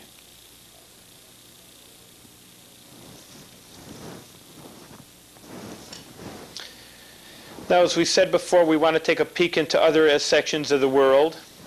So therefore, we're going to take a little bit of a peek in somewhere, and I'm sure you didn't think there was any Jewish people there, in a far-off place of the world, Nepal. A Seder amidst revolution. In the midst of a wave of angry riots demanding democratic freedom, Israeli backpackers and Lubavitch emissaries made their way through the dangerous streets of Kathmandu, Nepal last April and prepared to celebrate a different kind of freedom. It was the second year that Lubavitch had made its Passover Seder in this Himalayan country. 3 Lubavitch students had flown in from New York to organize the Seder, bringing with them no less than 45 cases of matzah, wine, kosher meat and poultry, and all other kosher provisions. But when the rioting broke out, things began looking grim. The hundreds of Israelis who had made reservations for the Seder thought it would be impossible to see the project through. The Lubavitch emissaries, however, would not give up. In keeping with the miraculous spirit of this year, they spared no efforts to pull through with the spectacular Seder. 500 people signed up for the Seder on the first day the notice went up. With the enthusiastic help of many of the Israeli backpackers, Israeli ambassador Mr. Shmuel Moyel, and the cooperation of the Nepalese army, which erected a huge tent on the property of the Israeli embassy, 700 Jews, mostly businessmen and visitors to Nepal, celebrated the Passover. The Seder lasted into the wee hours of the morning, bursting with Hasidic song and dance and inspiring discussions. For those present at the Seder in Nepal this year, It was no coincidence that the miraculous change in the political climate of Nepal from monarchy to democracy came at the same time that Passover was being celebrated. The participants expressed deep gratitude to the Rebbe, whose concern for every Jew was the impetus behind the Seder, Ossie Spiegel and other Lubavitch students said. According to David Biss, the third Lubavitch student, many backpackers who were apprehensive of remaining in Kathmandu during the unrest headed into the mountains.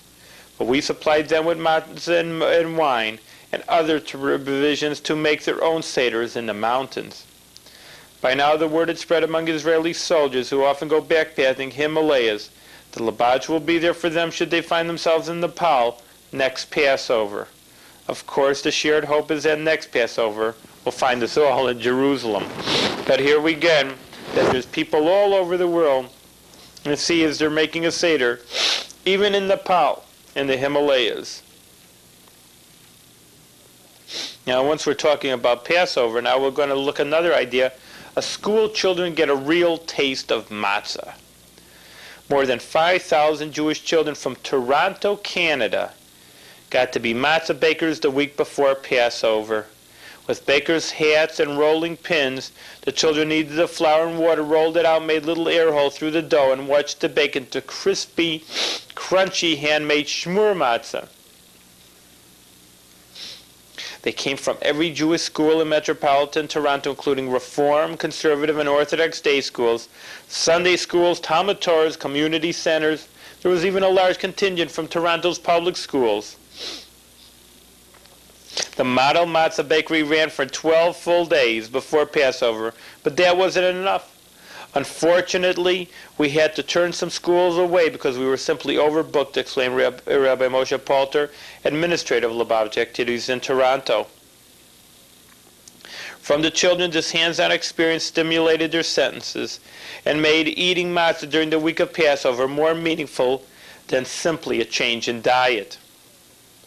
It is the best way a child can gain a significant appreciation of shmur matzah and its important place at the Seder table, says Rabbi Polter. They leave here better educated on the significance of chametz and matzah, he says. The children and the accompanying adults were also shown a film about matzah baking and an animated Haggadah feature.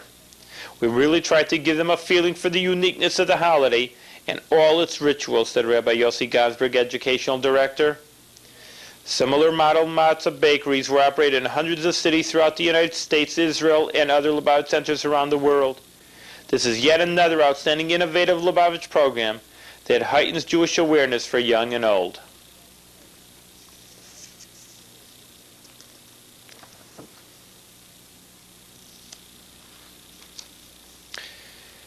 Now, we've been going around the world. Where have we been? We have been in New York City and Nepal, Toronto, taking a real worldwide view of everything in the show, really taking a fast ride wherever we're going. And we have another place where you're not going to think that there's too many Jewish people, but there are and all over, and therefore life goes on wherever they are. And this in Guatemala, the light of Torah on a sun-drenched resort. While Club Med promises an escape from civilization, Lubavitch has proven again and again that no island is too remote for Judaism. Rabbi Zalman Gorevich and his wife Chana discovered a Jewish population of 500 on the French resort island of Guadeloupe. They packed mezuzot, tefillin, Shabbos candles, and Jewish books and brought some Yiddishkeit to this land. We were received with heartwarming enthusiasm, said Rabbi Gorevich, a native of France, on his first visit in 1985. The Gorevitzes returned the following year and the year after and have been visiting the island ever since. Last December marked the third season of a 3-week-long day camp Lubavitch of France sponsored for the Jewish children in Guadeloupe. 2 Jewish Lubavitch students flew in from France to help organize and run the camp. 55 children ages 3 to 15 attended the camp, which offered full days of activities combining Torah study, sports, kosher meals, and trips. The children simply love it. The Rabbi Gorevitz and his wife, who now live in New York, visit Guadeloupe frequently and stay in touch with the community, which traces its roots to Lyon, France. On each trip, they offer Torah study classes for adults and children, holiday programs, and other Jewish activities.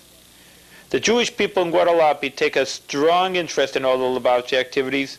Recently, the community established a synagogue and a mikveh, the first one in Guadalupe. Well, that takes us all around to all the different islands, but we're still not done traveling. We still have a few other places. And of course, as we like to always mention, that there's Judaism is thriving and surviving behind the Iron Curtain, even though that maybe we shouldn't call it the Iron Curtain anymore. But still in the, let's say, the old communist countries, let's call it that, with that term, still there was always Jewish people there. There always was some spark of Judaism there, but now with the new, let's say, revolution of openness, that Jewish life can expand. So therefore, we're going to go to Hungary. Restoring Yiddishkeit to Hungary. Hungary's current Jewish population of about 100,000 bespeaks a glorious past of a populous center of Jewish life. But little remains of the Yiddishkeit that was once so prominent a feature of Hungarian life. As with most European countries, World War II left deep scars not only on Hungary's Jewish survivors, but in the very fabric of its Jewish life. Rabbi Baruch Oberlander, 24, and his wife Basheva are working hard to bring Yiddishkeit back to Budapest, where Hungary's Jewish population is concentrated. Many of the Jews here have only recently discovered their identity. Their parents concealed it from them, fearful of its consequences. Since their arrival last August, Oberlanders had inspired the interest of Jewish residents, and particularly of Jewish students at the local universities.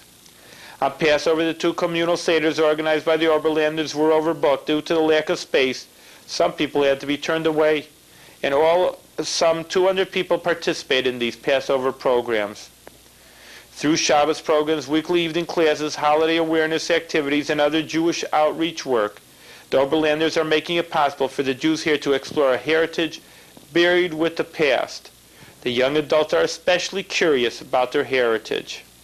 To be sure, their task is not an easy one, compounded further by the difficulties of life in an Eastern European country.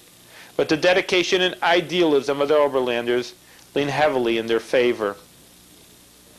Rabbi Oberlander, whose parents are both native Hungarians, has gained experience as a Lubavitch emissary in the United States, where he was ordained in New York.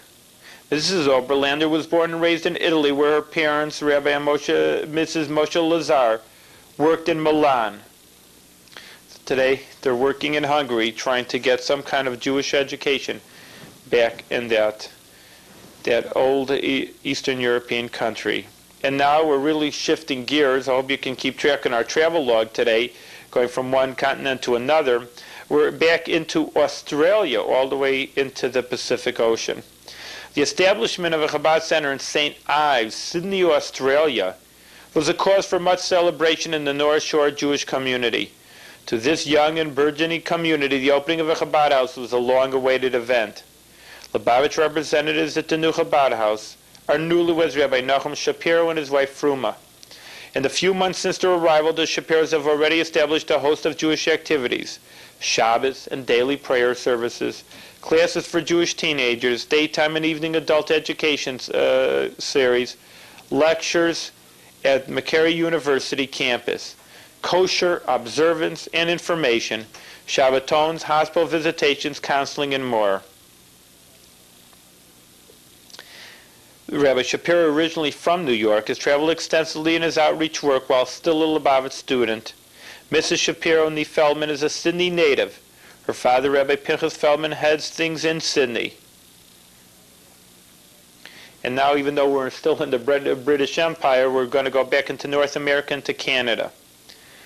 Lubavitch has recently arrived in Surrey, Canada, the burgeoning municipality south of Vancouver. The new Lubavitcher representatives to Surrey are Rabbi and Mrs. Mendel Altine of Vancouver. Surrey, with a population of 200,000, has experienced tremendous growth in recent years. A Vancouver real estate has become prohibitively expensive for young families. Thousands are moving further out, many of them to Surrey. Rabbi and Mrs. Altine intend to direct their energies towards establishing Jewish education for the local community. As of now, the only formal Jewish education available is a Sunday school. The Altines plan to open a nursery, kindergarten, and daycare center in the near future. This summer, they have opened a day camp, the first Jewish day camp Surrey has ever had. They have already established a variety of adult education classes as well as Surrey's very first synagogue. Rabbi and Mrs. Altai and the parents of 6 came to Surrey with impressive credentials as Lubavitch emissaries. They have successfully established a Chabad house in Castellano, an area near Vancouver, where the Altais have lived since 1986. So really going back, but let's go to the home ground. When home ground, I mean let's go back into Israel. Israel, which in itself is a new territory, because really before 40 years ago, there really wasn't too much over there. Then it was just building, and really it's building tremendously now. But of course, with the new Russian immigrants coming in, of course there's a big boom on. Well, it's a boom because of the Russian Jews. We talked about it in the past. On one hand, it's difficulty settling so many people compared to such a small country. But on the other hand, the Russian people are industrious, and I'm sure when they do come to Israel, they're going to lend a helping hand, and Israel will be better off for it. So let's see what the Russian Jews are doing in Israel. Concerned about the resettlement of Soviet Jews in Israel, the Rebbe in 1972 initiated the establishment of Shamir, an organization dedicated to helping Soviet Jews resettle in Israel. Under the direction of Professor Herman Branover, the renowned scientist and activist, himself a Russian emigre, Shamir assumed a comprehensive resettlement program designed to help Soviet Jews re-establish themselves by providing them with suitable employment, housing, and Jewish education. Shamir's Jewish Studies Institute in Jerusalem offers day and evening classes to provide an in-depth study of Judaism for Soviet Jews, long denied the opportunity to do so. The Institute also prepares groups of dedicated Soviet Jews to serve as emissaries to Jewish communities in the Soviet Union and to serve as outreach professionals and teachers for those now arriving in Israel. Shamir offers employment, guidance, ulpan programs, Jewish education for children and adults, communal holiday celebrations, lectures on Jewish themes, organization of traditional wedding ceremony, and bris milah. Shamir encourages Jewish immigrants to express their Jewish identity as citizens of a Jewish state.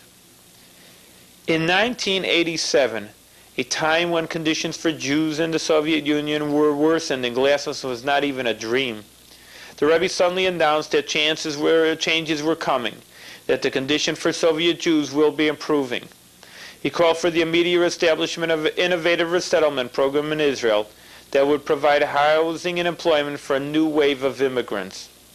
In record time, Kiryat Shamir, a brand new community in Jerusalem, was founded. Upon completion, it will provide housing for some 500 families. 52 units are already occupied. The project was launched with an initial grant of $2 million from Ronald Perelman, CEO of Revlon.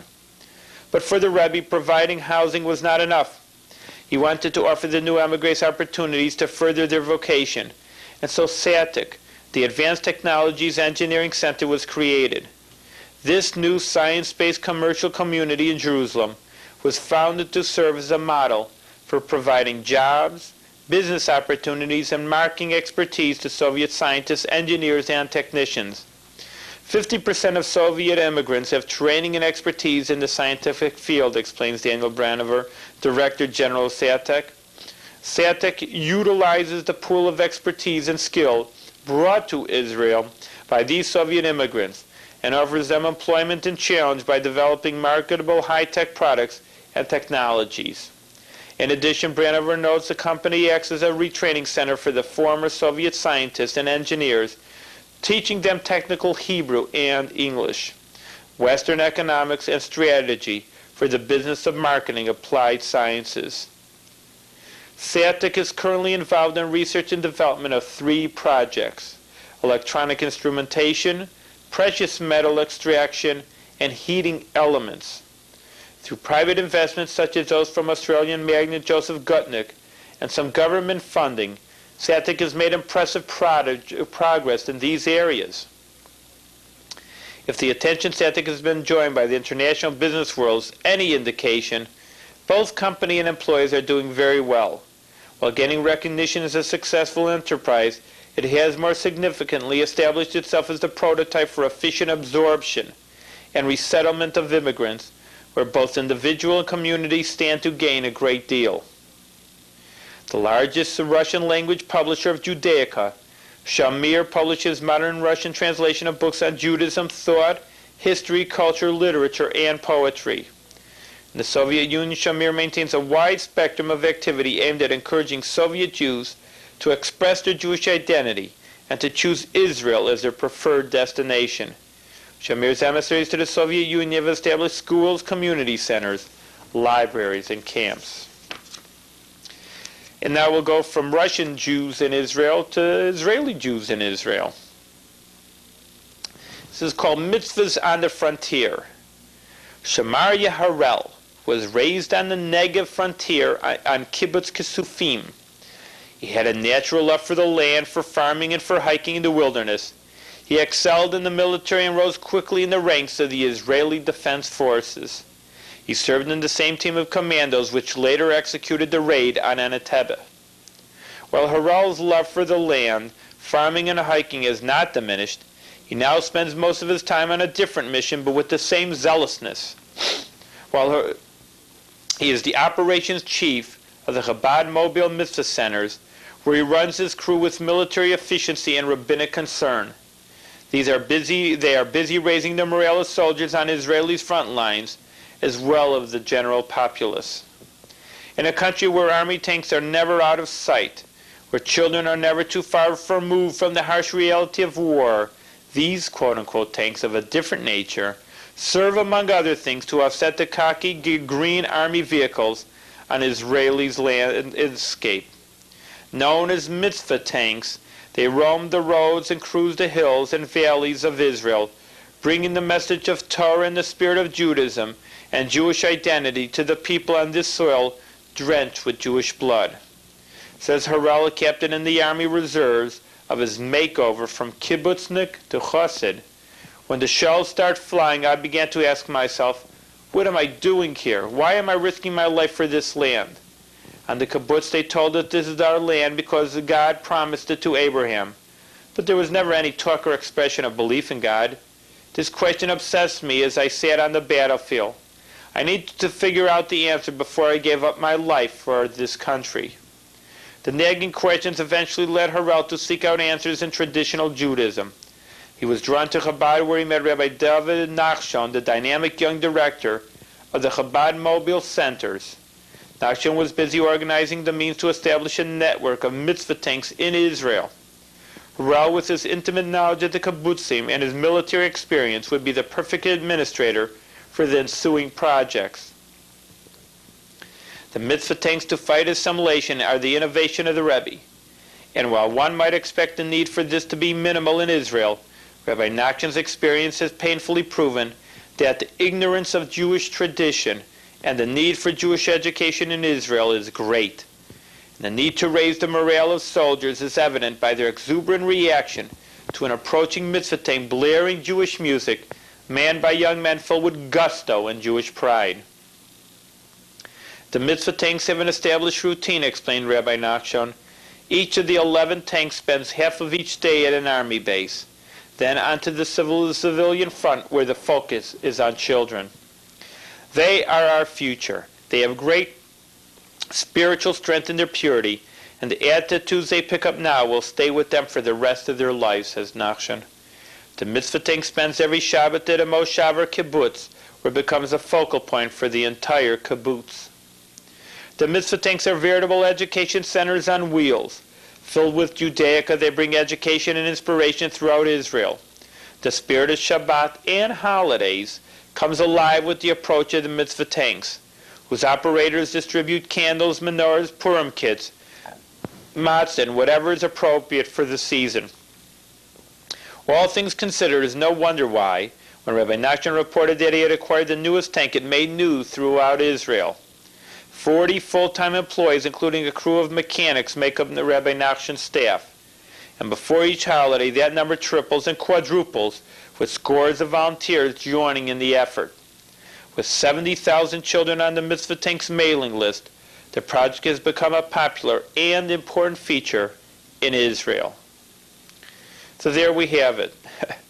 We went around the globe a little bit. let's see, we went from Nepal, we went to Israel, we went from Russia, New York City, Sydney, Hungary, where else?